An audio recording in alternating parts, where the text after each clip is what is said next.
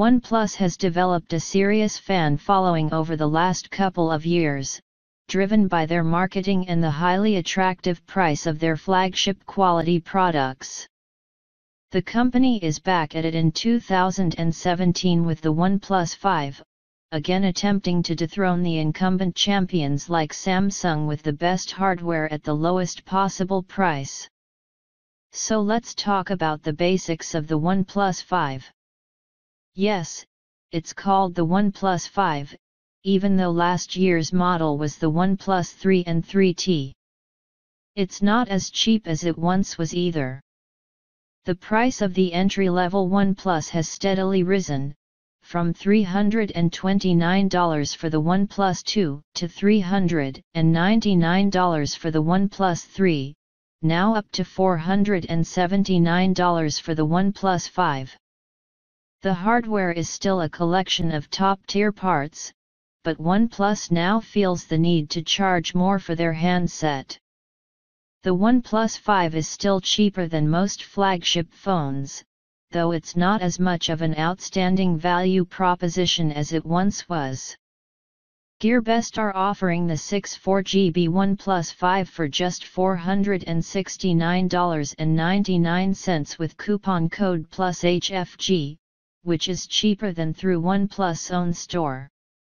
The 128GB model is also available for $569.99 with coupon written +5. Some aspects to the hardware have stayed largely the same as in the OnePlus 3T.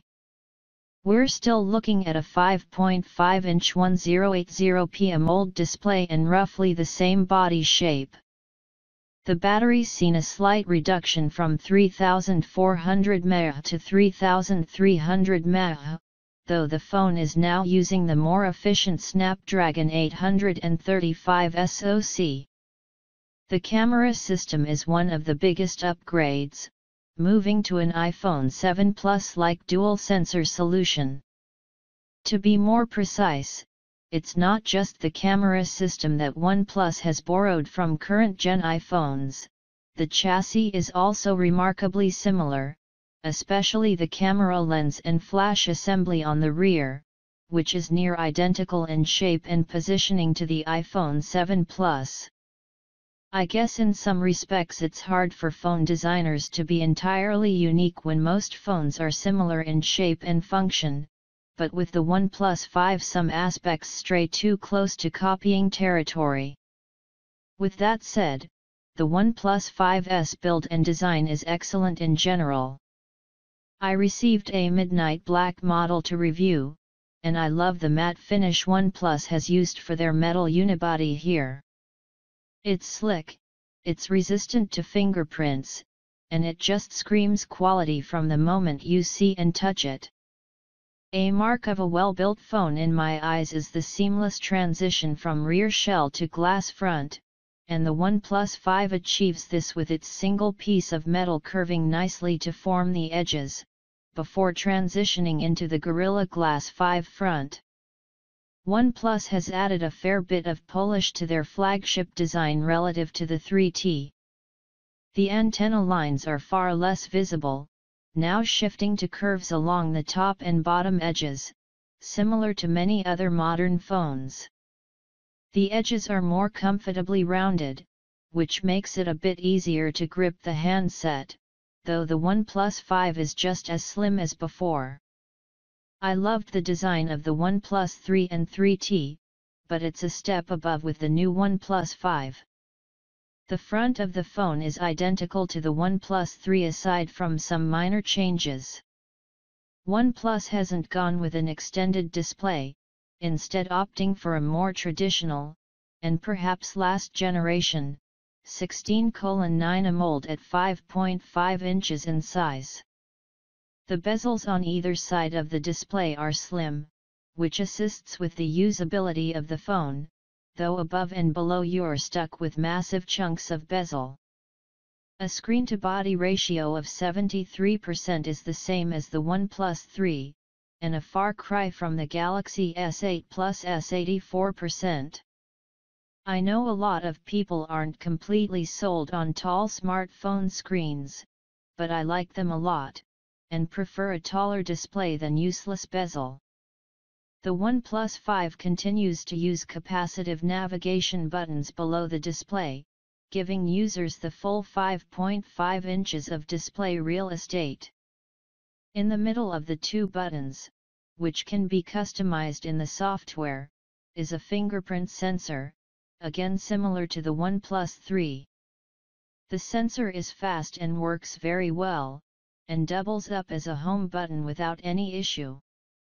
While the OnePlus 5 does have a speaker above the display for calls, it only uses a single speaker along the bottom edge for audio. Several modern phones are opting to use the in-call speaker in conjunction with a bottom speaker for additional audio, which does lead to a better experience while watching videos and playing games without headphones, but not on the OnePlus 5. One of the more unique aspects to OnePlus handsets is the alert slider, which is found above the volume rocker along the left edge. The slider has 3 positions, allowing users to easily switch between loud, do not disturb, and silent notification modes. Previous OnePlus phones also had this slider, though in the past it switched between all notifications, priority notifications, and do not disturb. The ability to switch between loud and silent modes is far better, making it a feature that I actually used often. Along the bottom edge is where you'll find the key ports, a USB-C port configured for just USB 2.0, and a 3.5mm headphone jack. One of the OnePlus 5's main competitors, the Xiaomi Mi 6, omitted the headphone jack for no good reason, so it's great how you can use the OnePlus 5 with wired headphones without a dongle. A few features we see on premium phones are not present on the OnePlus 5. The chassis is not water resistant, which you get on the more expensive Galaxy S8 and LG G6. The OnePlus 5 also doesn't come with a microSD card slot, instead opting for either 64 or 128 GB of fixed internal NAND. Either of these is fine, and OnePlus only charges $60 for the upgrade to 128 GB, which is less than most other vendors.